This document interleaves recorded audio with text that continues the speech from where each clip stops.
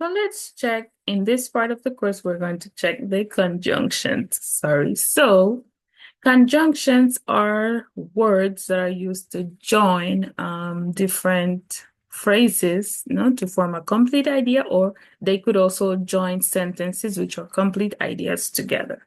So for example, in Spanish, they don't really look like words, but they are. They look like letters. So we have e. E means and we're going to use e when the word that comes after starts with a vowel, like a Y or with an I sound. Then we have E, which is the common word for and in Spanish. So and when the word starts with a consonant. So these two are for and, okay?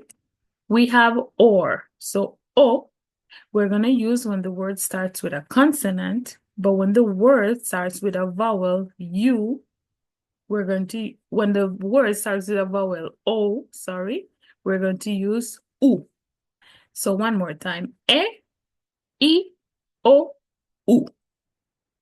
Then we have pero, which means but, aunque, which means even though, excepto, which means except, sin embargo, which is however, sino, it's if not, and then we have sino, which is for the conditional phrases. So just remember to write this one together, if not, okay? If not, then this. Es decir, it's to say. So these are some of the words that we will use when we're joining complete ideas in a sentence.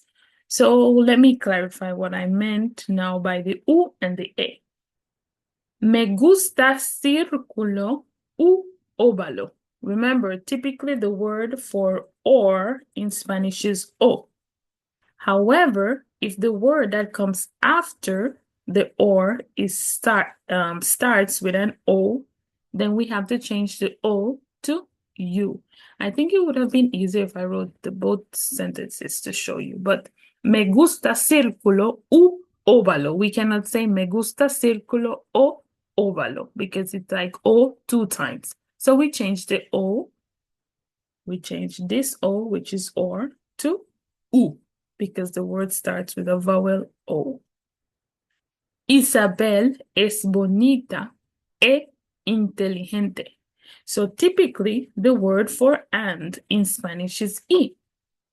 But since here the word starts with I, so it would be two pronunciation of I. We cannot have that in Spanish, of course not. So we have to change the Y to E.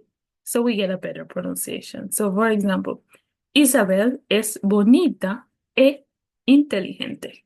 Okay, so those are the cases when the U and the E would be used. But if not, let's say here we had a different word, it would be O and it would be I. Okay, just remember, in these cases, when it starts with an O, we have to change the or to U. And when it starts with an I, we have to change the Y to E. Very good. Okay.